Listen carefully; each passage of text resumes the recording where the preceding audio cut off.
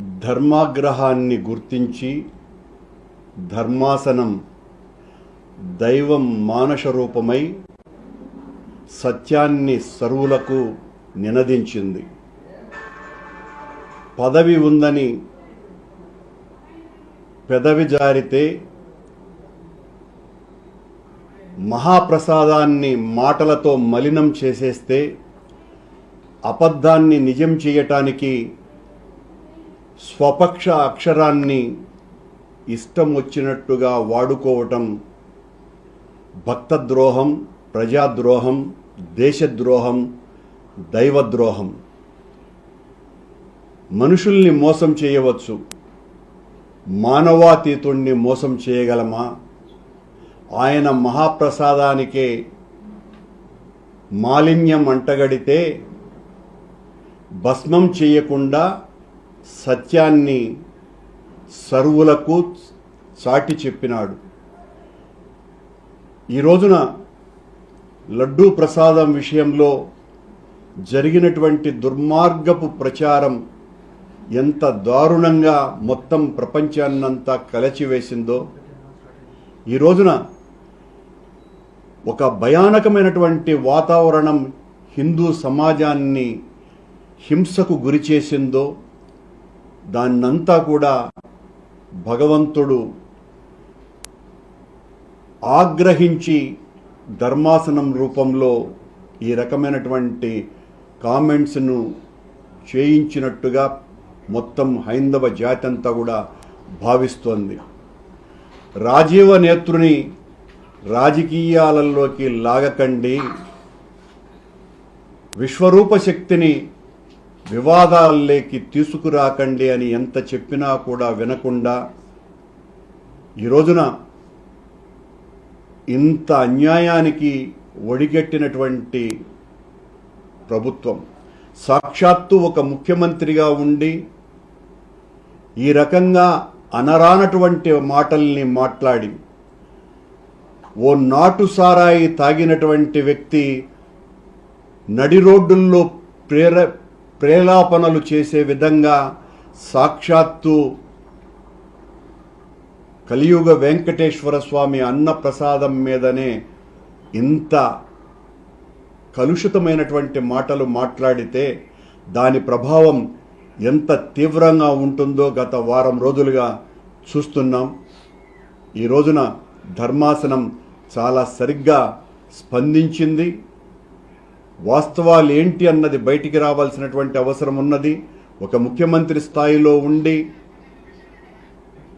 EO చెప్పినటువంటి మాటలకు తద్భిన్నమైనటువంటి మాటలు చెబుతూ పూర్తి వ్యతిరేకంగా మేము మా ప్రభుత్వము లడ్డూ ప్రసాదాలలో నెయ్యికి బదులుగా జంతువుల కొవ్వును వాడాము అనే ప్రకటన చేసిన తర్వాత ఆయన నియమించినటువంటి సిట్ ద్వారా వచ్చేటువంటి నివేదిక ఏ రకంగా ఉంటుంది?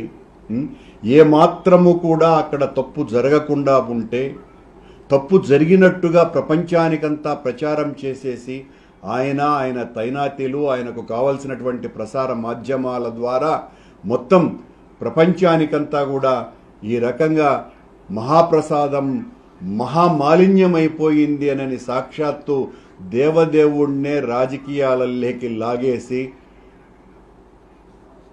వేల సంవత్సరాల చరిత్ర కలిగినటువంటి వెంకటేశ్వర స్వామి ఆలయ ప్రతిష్టకు భంగం కలిగించటం ద్వారా మనం అనేటువంటి మాటల ద్వారా అవతలి పక్షానికి జరిగేటువంటి నష్టం కంటే కూడా మన దేవాలయానికి, మన స్వామికి, మన స్వామి ప్రతిష్టకి, మన స్వామి యొక్క చరిత్రకి, ఆధ్యాత్మిక శక్తికి నష్టం కలుగుతోంది అన్నటువంటి ఇంగితం లేకుండా ఒక సాక్షాత్తు ఒక ముఖ్యమంత్రి, ఆయనకు సంబంధించినటువంటి మంత్రులు, ఉప ముఖ్యమంత్రి ఈ రకంగా మాట్లాడడాన్ని ఈ రోజున మొత్తం హైందవ జాతి అంతా కూడా ఏవగించుకుంటోంది, చీత్కరించుకుంటోంది, చీదరిస్తోంది, అసహ్యించుకుంటోంది. అన్ని వాస్తవాలు బయటికి వస్తాయి అని మా పరిపూర్ణమైనటువంటి విశ్వాసం. మేము మొదటి నుంచి చెప్తున్నాం, సత్యం మా వైపునుంది, సత్యం మా వైపున నిలుస్తుంది, సత్యం కోసమని ఎంతకైనా పోరాడతాం. మేము తప్పు చేస్తే ఏ శిక్షకైనా భరించటానికి సిద్ధంగా ఉన్నాం. మేము ఏ తప్పు చేయలేదు, తప్పు చేసిన వాళ్లను భగవంతుడా శిక్షించమని ఆ రాజీవ నేత్రుని రాజకీయాలలోకి ఇకనైనా లాగకండి అని విజ్ఞప్తి చేస్తున్నా. అంటే ఒక రాజ్యాంగబద్ధమైన పదవిలో ఉన్నటువంటి వ్యక్తి ఇలాంటి అనుచిత వ్యాఖ్యలు చేయకూడదంటే ఈరోజు సుప్రీంకోర్టే ఈరోజు మందలించడం, దీన్ని ఏ విధంగా చూడాలి? ఆ విషయాన్ని నేను ప్రస్తావించింది. రాజ్యాంగ పదవిలో ఉన్నటువంటి వ్యక్తి తనే ఇంత పచ్చి అబద్ధాలు చెప్పటం అన్నది, ఏ రకమైనటువంటి విచారణ చేయించకుండా, ఆ విచారణ నివేదికలు రాకుండా, ఎఫ్ఐఆర్ నమోదు చేయకుండా, ఆయనే ముందే లడ్డూలో నెయ్యికి బదులుగా జంతువుల కొవ్వు కలిపారు అని ప్రకటించటాన్ని సుప్రీంకోర్టు చాలా తీవ్రంగా ఆక్షేపించటం నిజంగా కూడా దైవమే పలికించినటువంటి ఒక గొప్ప నిర్ణయంగా మేము భావిస్తున్నాం. ఈరోజు సుప్రీంకోర్టు చేసినటువంటి వ్యాఖ్యలు యావత్ దేశవ్యాప్తంగా ఉన్నటువంటి హిందువులంతా కూడా చాలా పెద్ద ఎత్తున స్వాగతిస్తూ ఉన్నారు. మీరు ఏ విధంగా చూడగలుగుతారు? నిజం నిగ్గుదేసి నిలుస్తుంది, నిజం ఎప్పటికీ గెలుస్తుంది.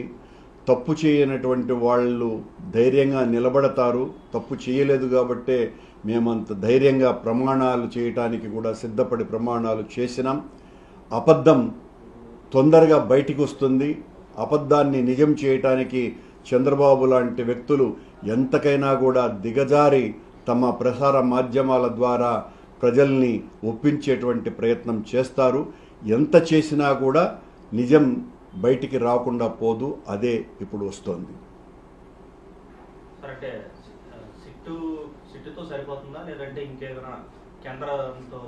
సుప్రీంకోర్టులోకి వెళ్ళిన తర్వాత ఇప్పుడు నేను అలాంటి మాటలు మాట్లాడడం కరెక్ట్ కాదు. మేము డిమాండ్ చేసింది సుప్రీంకోర్టులోకి వెళ్ళిన తర్వాత, అత్యున్నత ధర్మాసనంలోకి వెళ్ళిన తర్వాత వారు ఏ నిర్ణయం తీసుకున్నా అది శిరోధార్యమే తప్ప ఇక మా మాటలకి, మా నిర్ణయాలకి, మా డిమాండ్లకి కాలం చెల్లుతుంది.